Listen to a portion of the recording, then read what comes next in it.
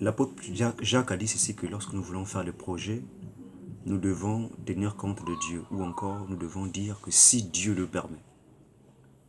Et ça montre à quel point que la dépendance de la vie de l'homme est tellement requise ou encore tellement précise, parce que l'homme, bien qu'il soit sur terre, il a une volonté, il a des vouloirs, il a des projets, des desseins, sauf que toute chose doit être sous la directive ou encore sous la guise de Dieu, pour que nous puissions arriver à des progrès ou à des desseins qui ont de succès. Et bien pour ce jour, je voudrais que nous puissions partager le texte qui se trouve dans Ésaïe chapitre 30, le premier verset. Lisons. Malheur, dit l'Éternel, aux enfants rebelles, qui prennent des résolutions sans moi, et qui font des alliances sans ma volonté, pour accumuler péché sur péché. Et bien quand on voit ce texte, principalement il est question d'Israël. Et lorsque Dieu s'adresse ici, il s'adresse à un peuple qu'il a pris à l'Égypte et qu'il a frayé un chemin à la mer et qu'il a donné une terre.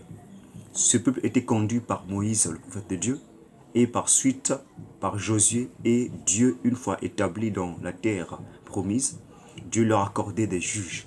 Après les juges, on a eu une saison où Dieu a encore réinstauré les prophètes. Nous avons Samuel par exemple, et ainsi de suite. Et lorsque le peuple vivait dans sa terre promise, il y avait toutes sortes de rébellions. Il y avait toutes sortes de choses que le peuple faisait qui s'opposaient d'après la loi que Dieu leur avait donnée d'obéir. Nous avons donc plusieurs récits qui nous montrent des crimes et des choses qui s'opposaient à Dieu que le peuple opérait ou encore le peuple agissait dans son pays. Or, ceci nous montre clairement que l'être humain est toujours le même. Même si on peut lui donner des offres ou encore lui donner des bénédictions, mais tant que le cœur de l'homme ou encore de l'être humain n'est pas transformé, eh bien, il va toujours reproduire des grandes choses et des choses qui sont abominables devant Dieu. Pourquoi? Eh bien, déjà, lorsqu'on voit Israël, Israël a vu des choses extraordinaires. Dieu opérait des grands miracles, mais malheureusement ce peuple va toujours continuer à offenser Dieu par des crimes, des actions qui sont abominables, par l'idolâtrie, par les voies adultères ou encore par la rétrogradation que ceux-ci opéraient au milieu de son pays envers son Dieu. Ici, le parole du prophète Isaïe dit ceci que « Malheur, dit l'Éternel, aux enfants rebelles ». Le mot rebelle ici, c'est un mot en hébreu qui veut aussi dire « têtu » ou encore « qui se révolte » ou encore « réfractaire ». En d'autres mots, quand Dieu dit ceci que « malheur aux enfants rebelles », il fait aussi allusion à dire que « malheur aux enfants têtus ». Ceci révèle clairement que Israël était devenu un peuple têtu, qui n'écoutait plus Dieu, qui préférait suivre ses propres desseins au gré de satisfaire ses propres passions personnelles, au lieu de suivre la voie de Dieu que Dieu leur avait donnée par la loi et par les directives que Dieu leur révélait au travers des prophètes. Mais ici, on voit clairement que Israël s'est entêté, s'est obstiné à rester dans sa position pour suivre ses propres voies. Et qu'est-ce qu'il a encore dit à la suite? Il dit ceci que « qui prennent des résolutions sans moi ». Le peuple de Dieu prend des résolutions, réalise des projets sans pourtant consulter son Dieu. Je pense qu'aujourd'hui, que si nous sommes papa ou encore une maman dans un foyer, lorsque un enfant veut prendre des résolutions, c'est sans doute, tu dois d'abord faire quoi? Consulter les parents. Pourquoi? Parce que les parents sont quoi? Sont des garants qui garantissent ou encore qui sécurisent sa vie. Un enfant qui est sous les parents ne peut pas décider lui-même. Bien qu'il doit décider, il doit tenir compte aussi des avis des parents. Mais si on montre clairement que, or, la Bible révèle que Dieu était non seulement le Dieu d'Israël, mais en même temps était le roi d'Israël, était en même temps aussi le leader d'Israël, était en même temps le père d'Israël. Mais le peuple prend des décisions, des résolutions, mais sans pourtant laisser Dieu décider, sans pourtant laisser Dieu trancher. Or, il dit dans la parole de Dieu que la parole de Dieu est une épée à double tranchant. Elle juge même les sentiments et les pensées du cœur. Dieu tranche. Dieu est celui qui doit trancher chaque décision, chaque résolution. Et là, on voit que Israël, non seulement en prenant des résolutions, mais ne fait pas intervenir Dieu dans ses résolutions. Combien aujourd'hui, qui sont fils de Dieu, filles de Dieu, qui décident même de se marier, qui décident même de pouvoir s'engager dans un projet, mais sans pourtant faire appel à Dieu par la prière ou par la recherche de sa face. Encore, j'ai entendu que la Bible, la parole de l'Esprit de Dieu n'est plus sur des gens, mais c'est dans les personnes. Et donc, Dieu est en nous. Et on doit, c'est facile maintenant pour nous de pouvoir faire référence à lui. On est prêt à partager nos projets par des êtres humains qui sont des simples mortels. Qui parfois, après avoir entendu, peut, par rapport à la circonstance ou par rapport au degré du projet, peut encore nous décourager. Peut encore nous déstabiliser par des propos pour dire, est-ce que ça va marcher? Est-ce que ta résolution là, tu pourras le tenir? Est-ce que ton engagement là, tu pourras vraiment le réaliser? Mais à celui qui sait toutes choses, on ne veut pas lui exposer nos cœurs. C'est un danger. On accuse souvent Israël que Israël était un peu rebelle pour nous qui sommes des nations. Mais entend-nous aussi, on pose les mêmes choses, les mêmes bêtises. Bien que Dieu va dire, c'est que attendez d'abord, mais nous on doit faire quoi? On va dévancer Dieu. Je vous le dis parce que je confronte en même temps mon propre cœur. Je l'ai fait constamment dans le passé, où je dévançais Dieu, où je voulais aller devant Dieu. Je vais prendre mes résolutions sans tenir compte à Dieu. Je vais simplement prendre les idées que je vais faire ceci. Après, je vais dire, je vais faire une prière formalisme. Pour dire que j'avais prié. Or, je n'avais pas prié. Je vais simplement faire une prière formaliste pour faire quoi? Pour pouvoir échapper ou encore posséder de faire quoi? De pouvoir, c'est de couvrir ma mauvaise résolution. Ou ma résolution qui est purement charnelle. Et qui parfois, par conséquent, ne pourra pas avoir un succès au rendez-vous. Et ici, on montre clairement que Israël a commencé, non, il va commencer, mais Israël faisait cela. Et nous aussi, en tout temps aussi, on le fait.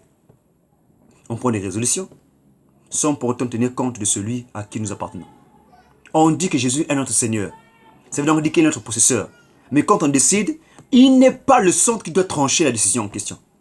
C'est nous-mêmes, ou encore nos frères ou nos sœurs dans la foi, ou même nos parents. Nous sommes plutôt de regarder, est-ce que Dieu approuve ma résolution? Est-ce que mon prophète qui a donné la vie? Est-ce que mon apôtre qui a donné la vie? Est-ce que mon pasteur qui a donné son avis ici, c'est la vie suprême? On doit revenir sur ce que Dieu veut que nous puissions savoir. Nos résolutions doivent rimer avec sa volonté dans nos vies. Et qu'est-ce qu'on dit encore? On dit, et qui font des alliances sans ma volonté. Le mot alliance ici, c'est un mot qui veut aussi dire qui font des libations ou encore qui font des sacrifices. Donc, en d'autres mots, qui préparent le terrain de façon sacrificielle afin d'avoir quoi? Un chemin effrayé. Mais qu'est-ce qu'on dit? Quand ils font ces alliances-là, ils ne font pas cela selon ma volonté. Or, le mot volonté ici dans le texte hébreu, c'est le mot ruach qui signifie esprit. En d'autres mots, quand ils font des alliances en question, quand ils s'engagent à des voies-là, pernicieuses bien sûr, ne tiennent pas compte de la vie de l'Esprit de Dieu. Ne tiennent pas compte de la voix de l'Esprit de Dieu qui doit parler. Nous sommes plus dans notre temps qui font des choses comme ça. Et pourtant, nous disons que nous avons l'Esprit de Dieu en nous. Même quand ça brûle la passion en question, on doit s'arrêter et dire, qu'est-ce que l'Esprit de Dieu me dit? Qu'est-ce que Dieu veut que je sache? Qu'est-ce que Dieu veut que je puisse faire? Quelle est la résolution que Dieu voudrait approuver? Et quel est son avis? Quel est son conseil par rapport à ma décision, par rapport à ma résolution? Mais bien aimé de le Seigneur, quand on le fait, Dieu dit que quand on le fait, on accumule péché sur péché. Or, Dieu est un Dieu juste. Il est dit ceci qu'il n'y a point d'iniquité en lui, il n'y a point d'injustice en lui, il n'y a rien de tordu en Dieu. Et si nous pensons que nous sommes plus sages que Dieu, c'est pour cela que lorsqu'on prend des décisions, on arrive par la suite par exemple comme ça, on se cogne. On se cogne. Moi, comme ça, c'est lamenté encore pour dire que oh non, c'est mes parents. C'est pas parce que c'est pas les parents. Oh non, c'est ma mère. C'est pas ta maman qui te maudit. Oh non, c'est mon père. C'est pas ton père, ni ton oncle, ni même parfois la famille est pour rien. Mais c'est toi à qui on laisse avec Dieu, qui prend des résolutions sans consulter Dieu.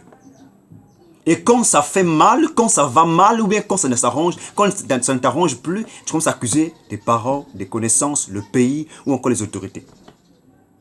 Or, tu as oublié que ta résolution ne vient que de tes passions personnelles qui sont complètement pourries. Et quand on le décide comme ça, on accumule péché sur péché. Plusieurs d'entre nous ont décidé, ont résolu d'épouser parfois des femmes qui n'étaient pas destinées à être avec nous, à nos côtés. D'autres aussi ont pris des hommes qui n'étaient pas censés être là. Et par conséquent, ils sont allés dans des voies pernicieuses, ont embrassé les voies de méchants. D'autres aussi ont fait le choix des travails professionnels à faire qui n'étaient pas vraiment censés être là pour eux. Mais ils ont fait le choix. On va dire, oh, c'est malgré moi que je l'ai fait. Mais pourquoi je n'ai pas consulté Dieu pour demander d'abord quelle est ta main dans cette affaire-là? Mes amis, je le dis encore, je confronte mon cœur. Je l'ai fait dans le passé. Et Dieu, certainement, m'a parlé ce matin quand je me mettais à prier. Et je le confesse en même temps pour vous dire que ça fait mal de voir à quel point que nous sommes allés très loin de Dieu. Parce que nous voulons avoir part à faire ce que nous voulons faire. Nous ne sommes pas libres, même si on a une certaine liberté, mais c'est mesuré, c'est borné. Et on doit faire attention. Revenir à Dieu et prendre le temps de faire quoi? De réparer la chose. Notre Dieu n'est pas un père fouettard qui garde rancune dans son cœur. Mais c'est un père plein de compassion et de miséricorde. Quand on commet des erreurs, c'est possible par ce message, après avoir écouté cela, tu puisses revenir en arrière et réparer. Le Dieu vivant exauce toujours de près de ceux qui réparent. Le Seigneur Jésus nous a donné l'histoire de l'enfant prodigue. Lorsqu'il a quitté la maison, il est parti dépenser, gaspiller l'argent, sa richesse, son héritage. La Bible dit que lorsqu'il a compris qu'il a gaffé, et quand il rentrait, la Bible dit que ce n'est pas lui qui a couru vers son père, mais quand il venait avec ses résolutions à lui, mais c'est le père qui est sorti, qui a couru vers lui pour aller le recevoir. Bien qu'il avait gaffé, bien qu'il ait fait du mal à son père, mais le père est sorti. C'est aussi le même cas. Le père est sorti par le fils pour venir à la croix pour que nous puissions recevoir son pardon d'une manière éternelle. Que toi et moi, qui ont l'accès à ces ressources, réalisent que si nous sommes loin de Dieu, on doit revenir et réparer les choses. Notre Dieu est un rédempteur miséricordieux. Il n'est pas un père fouettard qui est rancunieux, mais c'est un père qui, lorsque des enfants reconnaissent leur tort, quand ils reviennent à eux, le succès est quoi? C'est que Dieu les reçoit, les pardonne, les répare, comme dit l'Écriture. Il est l'opérateur des brèches. Les brèches que toi et moi, on a pu frayer à cause de nos résolutions qui sont malsaines, lui, il est capable, quand nous allons revenir à la repentance, nous pardonner et réparer ces brèches en question. Ce Père-là est un Père miséricordieux. Personne ne peut nous aimer comme lui.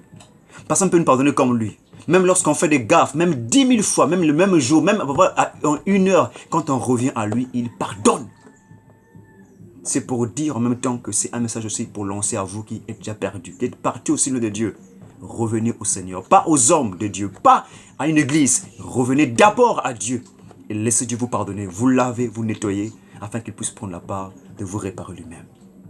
Car quand on lit la suite, ça montre clairement que Israël, lorsqu'il a commencé à prendre Égypte comme appui, il s'est cogné et il n'y a pas eu de succès dans sa vie.